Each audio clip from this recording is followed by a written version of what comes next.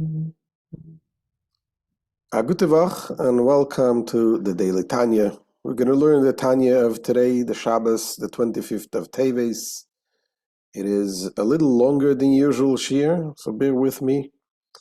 And seems like the previous Rebbe divided the Tanya, and on Shabbos he gave longer lessons than the weekdays. So we are concluding the chapter 13, where the Alter Rebbe discusses about the Beinoni, the intermediate person. And in today's lesson, the Alter Rebbe gives the Beinoni advice how not to fall into mistakes and thinking that the Beinoni is already a tzaddik. Because it's very, one can mistakenly think that he's a tzaddik. When you reach a level of Beinoni, as we explained, the Beinoni, the intermediate person, is a person who's in full control and is not acting. Anybody who looks at the Beinoni will definitely think that he's a tzaddik, he's righteous, he's not doing, he's not acting, he's not thinking anything bad, only good, only pure thoughts. And however, we said that the Beinoni also has urges. And if you have urges, then you certainly know that you're not a tzaddik. Other people cannot see the urges that you have. However, there could be also a Beinoni who doesn't have the urges. What does it mean? When the Beinoni is involved in Torah study, in prayer, it can go a certain period of time without any urges, without any temptations. And then you may think, wait a second, maybe I'm a tzaddik. Maybe I reached the level of a tzaddik. I don't have the evil inclination anymore. I don't have the Yetzer Hara. I got rid of him. Says the Alter Rebbe, don't think so. Don't make this mistake. You got to be on guard. Because it's possible that even if you go to a long time without any temptations, without any desires, it may be that you just put the evil to sleep. But he's hiding somewhere in the basement. And he can wake up any moment. So this is one of the things that Alter Rebbe discusses in today's lesson, and we'll have more points as we'll get along, as we go along with the shir. So let's begin. Says the Alter Rebbe. Begin to the beginning. Ach me'acha שהרע שבחלל השמאלי בבינוני הוא בתוקפי כתולדתוי לעשוי סתיו ולכל תענוגי העולם הזה. Yet in as much as the evil in the left part of the Beinoni's heart is in its native strength, craving after all the pleasures of this world, ולא נסבטל במיעוט לגבי הטוב ולא נתחמם כלל, and is neither so minute to be nullified before the good of the divine soul, as in the case with the tzaddik, nor has it been displaced from its position to any degree. The only thing by the Beinoni, now we're talking about a Beinoni who still has urges, but he's in control. He does not allow the urges to express itself.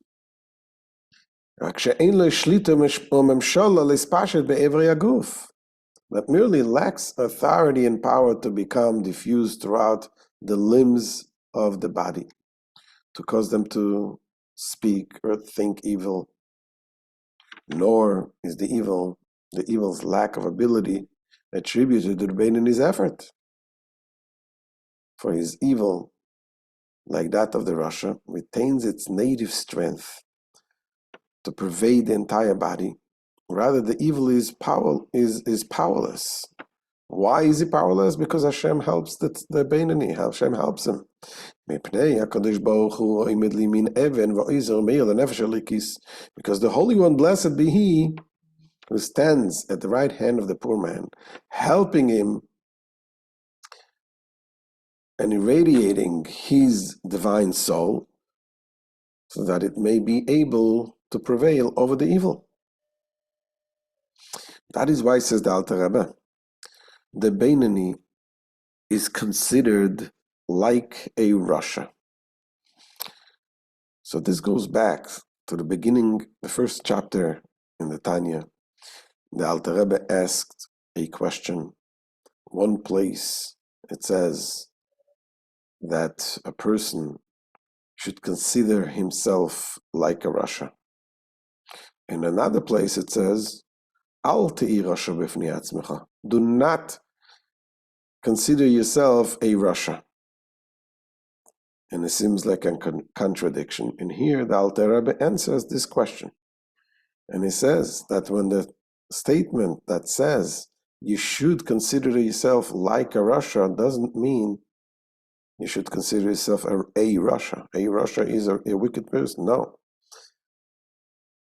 What you're told is to consider yourself like a Russia, which means a Beinani.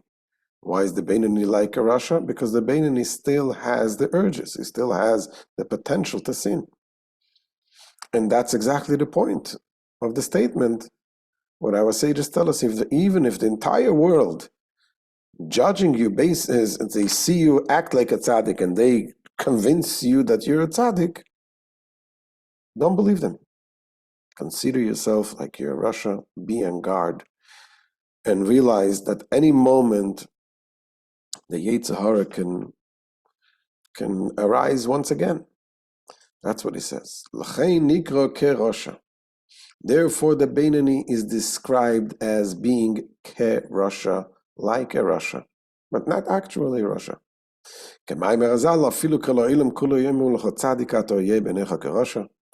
As in the statement of our sages, even if the whole world tells you that you're a tzaddik, be in your eyes like a Russia.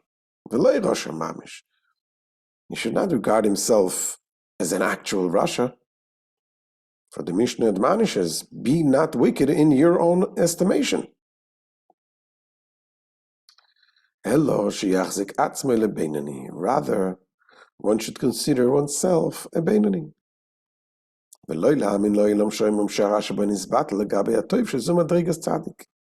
And you should not believe, meaning don't accept the world's opinion, which would have him believe that the evil in him has been nullified by the good. For this is the level of a tzaddik. A tzaddik got rid of the good. A tzaddik does not have any evil at all. Only tzaddikim have.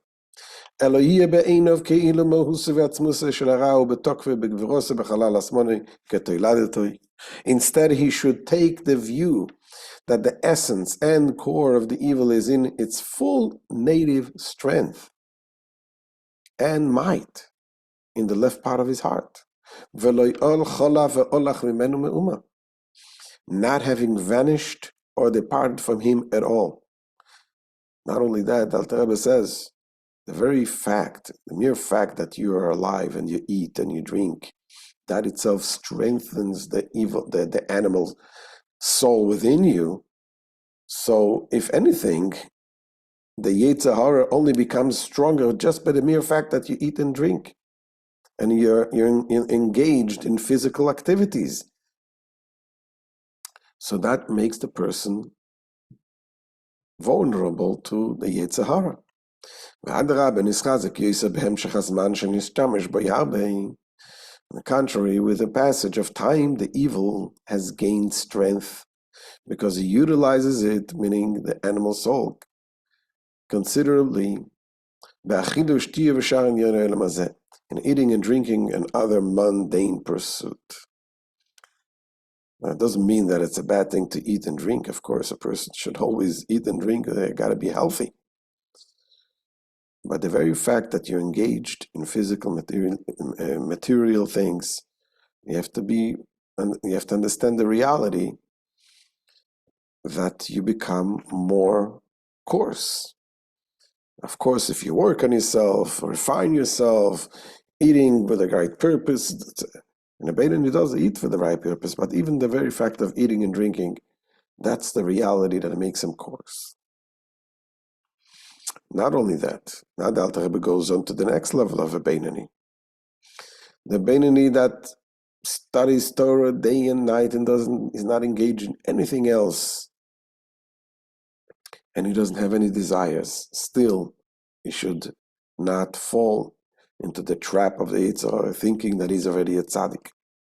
ואף מי שתירס השם חפצי, ויגע בו יומם ולילה לשמו, even if one's entire aspiration is in God's Torah, which he studies day and night for its own sake. It is still no proof whatsoever that the evil has been dislodged from its place. Perhaps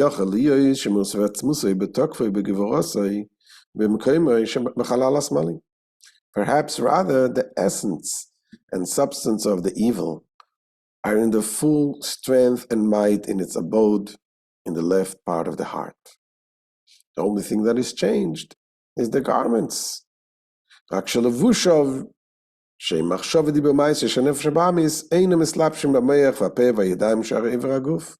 Except that its garments, namely the thought, speech, and action of the animal soul, are not invested in the brain, mouth, and hands and other parts of the body to think and do that which is forbidden. And why is that? Again, because Hashem gives, for two reasons we said, there's the natural control that Hashem gives the intellect over the emotions.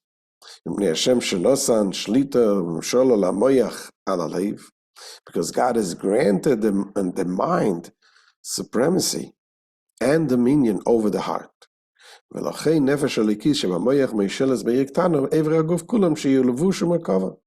Therefore, the divine soul in the mind rules over the small city, meaning over all the parts of the body, making them, the body's organs, serve as garment and vehicle to Hashem, to spirituality,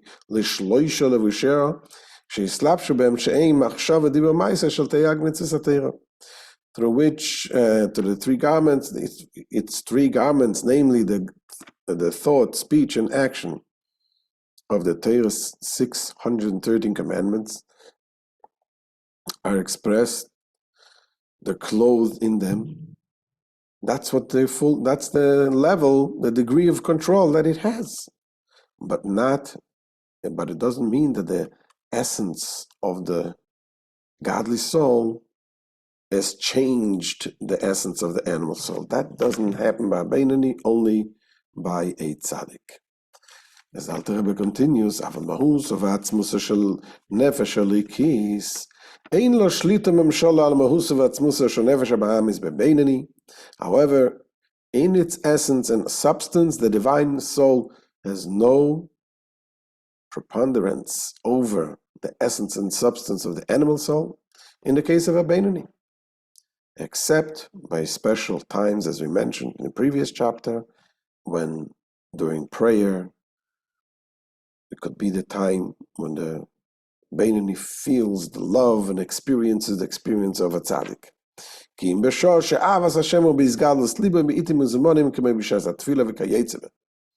Except at those times when his love for God manifests itself in his heart, on propitious occasions, such as during prayer and the like.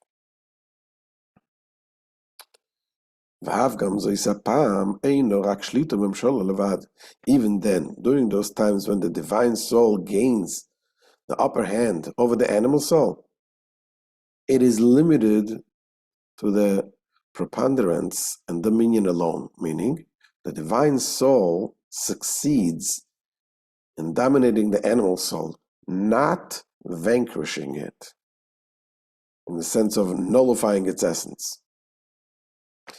As it is written, and as it is written, the battle between Yaakov and Esav. We know the story we mentioned before, that when Rivka was pregnant with Yaakov and Esav, the twins, and she felt, whenever she passed by a house of idol worship, she felt the baby coming out. Then she passed by a house of Torah study. The baby wanted to come out, and she was disturbed that she has a child with split personality. What's going on? until she went to the sages that told her that you have two children. One is going this way, one going that way, and one nation, there'll be two nations, and one nation will prevail over the other. And the Chassidus explains that this is a metaphor to the Yetzer Hara and the Yetzer Teves, the constant struggle that is between the godly soul and the animal soul. So if we would have one soul, and we have then we would have a problem. That means if we have one soul that sometimes is drawn to do good and sometimes drawn to do bad, that means that the good is not really good. But the fact that we know that we have two separate souls, and that each one tries to overcome the other side. So therefore, we know that when we do the good, it is a good thing. It is fully good. But we always have to be aware of the other side as well. It is written the battle between Jacob and Esau, allegorically representing the war between the good and the evil in the man's soul. And one nation shall prevail over the other. Jacob, exemplifying the good, merely prevails over Esau, the evil, but does not succeed in totally vanquishing him. This agrees with our sage's comment on this verse: when this one rises and prevails, that one falls, and when that one rises, this one falls. Thus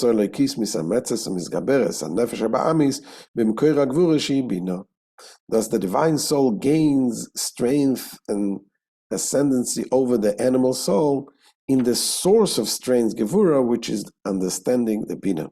In the intellect, that's where it gains its strength. How? By meditating on the greatness of Hashem, which leads to feelings of love and fear to Hashem. Thus, when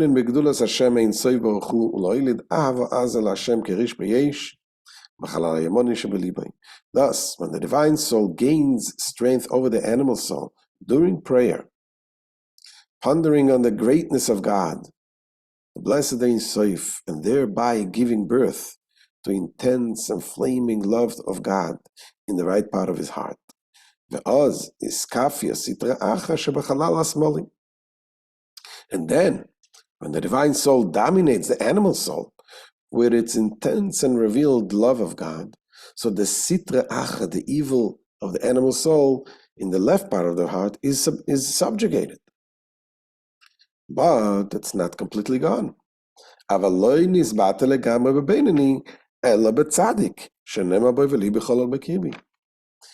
is not entirely abolished in the case of a Beinani. It is only in a tzaddik. It is so only in a tzaddik. A tzaddik is abolished the evil completely. Concerning whom it is said, my heart is void within me.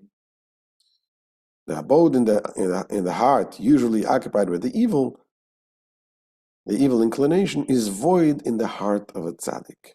And that is why the tzaddik despises evil. Anything which is not godly, he just despises, he loathes them. He, the tzaddik, despises and loathes evil with a consummate hatred, if he's a complete tzaddik, or without quite such an utter hatred if he is an incomplete tzaddik, as explained above in chapter 10. All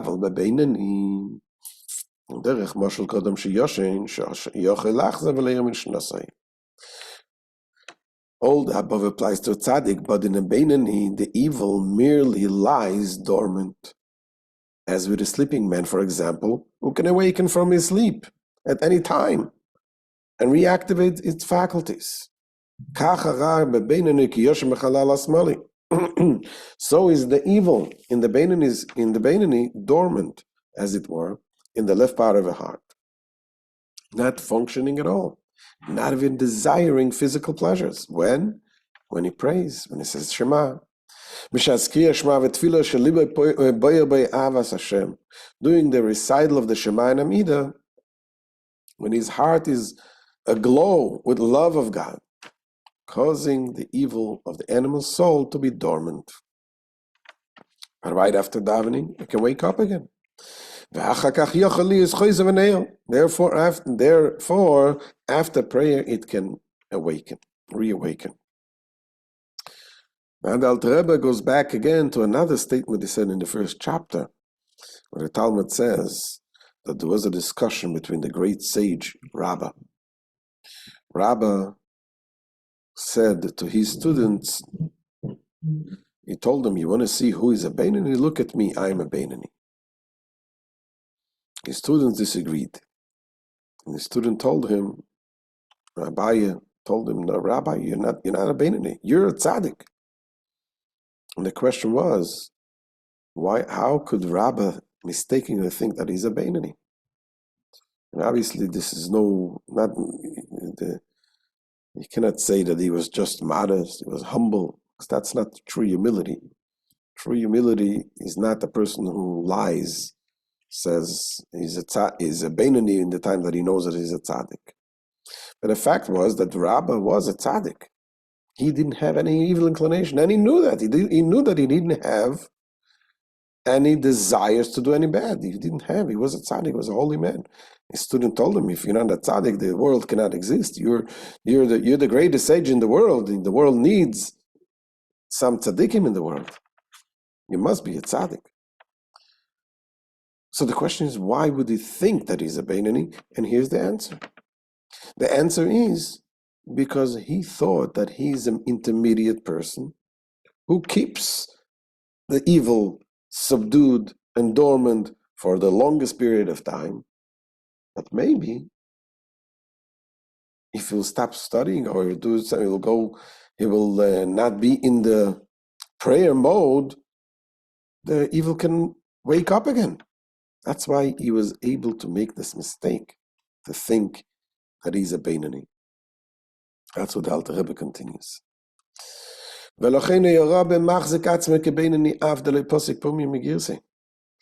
this reason, the Rabbah considered himself a Beinoni, though his mouth never ceased from Torah study. And his desire was studying God's Torah day and night, with a craving, desire, and longing. His soul yearning for God with overwhelming love, such as that experienced during the recitation of the Shema and Amidah.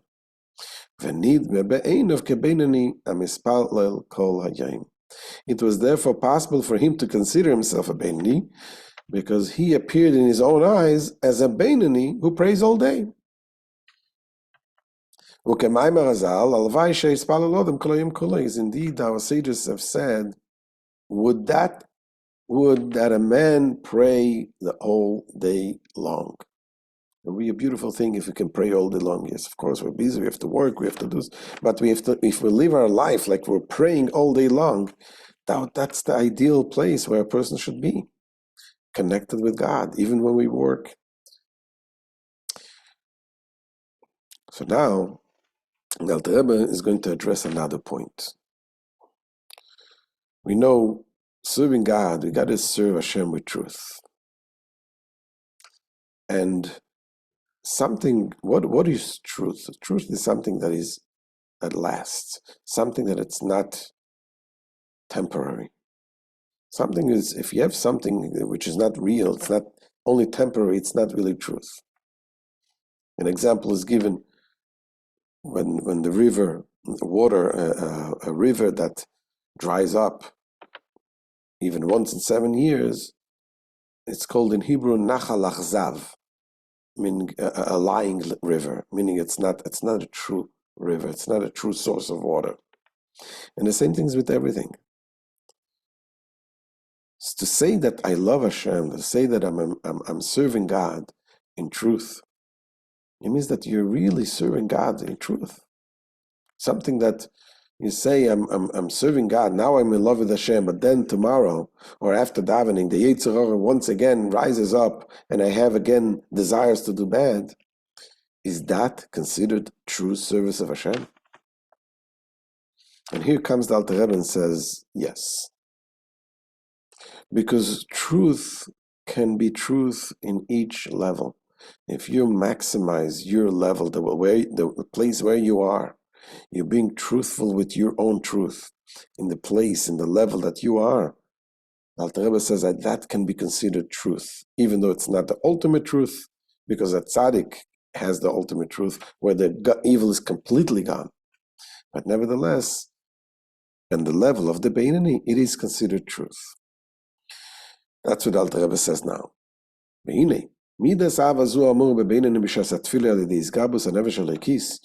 Now this aforementioned love attained by the Beinonim at the time of prayer by virtue of temporary preponderance of the divine soul over the animal soul, etc.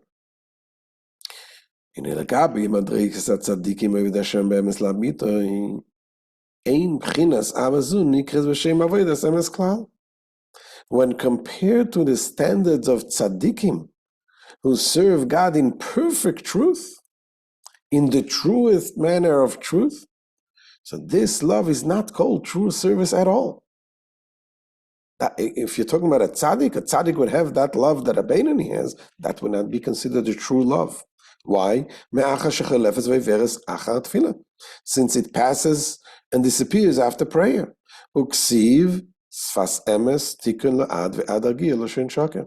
Whereas it is written, the language, the lip of truth shall be established forever, but the tongue of falsehood is only momentary. So if it's only momentary, it's not truth.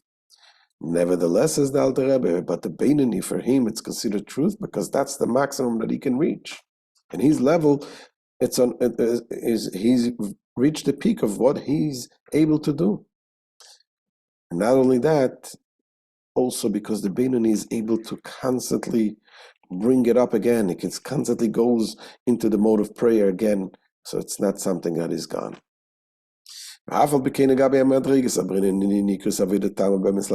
Nevertheless, in relation to the rank of the Beinoni, this level of love is regarded as truly perfect service in terms of their level of truth, meaning the level of Beinonim. In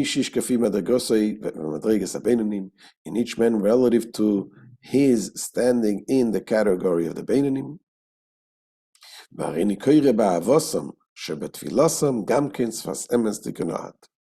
Their love too, which they possess only during prayer, says the Alter Rebbe, I term the language of truth, which shall be established forever. Meaning their love is true and permanent, though manifest only during prayer. Why is that? Because they constantly able to do it again and again.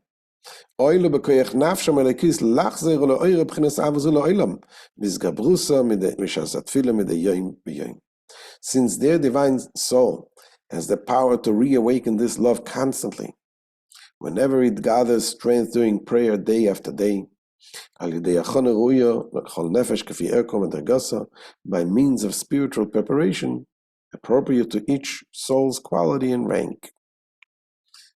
Higher levels of the soul, the higher the level of the soul, the less preparation is required to awaken its love of God. Regardless, every soul has the capacity to arouse its love of God during prayer.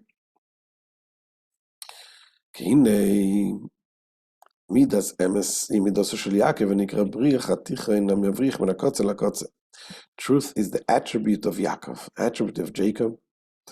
As the verse states, you give truth to Jacob, who is called the middle bolt, which secures everything from end to end. This is the bolt in the tabernacle, what they built in the temple. So there was the middle bolt that went throughout all around the tabernacle, and that represents the concept of truth, which goes from the top to the bottom. In spiritual terms, this means that the attribute of truth passes from the highest gradations and levels to the end, the lowest of all grades.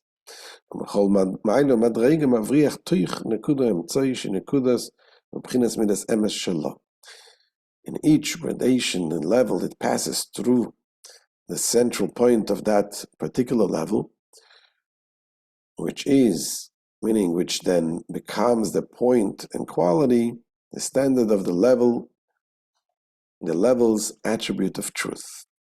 The attribute of truth is an abundant inheritance that has no limits. It has no upper limits as it extends to the highest levels. And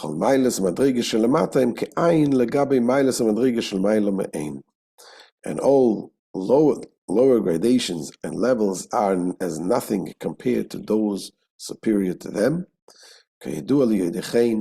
שבחינס רויש ומייכן שמדרגס תחתונס הם למטה מבחינס עקביים רגלי מדרגס עליונס מהם, as it is known to the students of Kabbalah, the quality that is in the head of and the intellect, the highest level within the lower grade, is inferior to the soles and feet, the very lowest level within the highest grade. As our sages say, the feet of the highest surpass all those levels lower than them, including the highest degree within those lower levels. So in conclusion, it says the attribute of truth then is measured according to the standards of each level. We may thus conclude that the divine service of the Beinanim is considered true service relative to their level, although when compared with the service of tzaddikim, it is not considered true, since it passes after prayer. So in the bottom line, what do we learn from here? So number one, to keep in check, to keep always on guard, not to fool ourselves thinking that we are tzaddikim, even if it passes time that we think everything goes well. At the same time, we should realize that whatever we do the best of our ability. Hashem sees it as our truth, and serving with our truth, we ultimately reach the ultimate truth. And as it says, that this way, when Mashiach comes, the ultimate truth will come out. It will be total peace between the good and the evil side, because we will transform the evil to become good, that the whole world will be only good. A good tavach. This is the end of the shir. We'll see you, Mitzvah Hashem, tomorrow. All the best.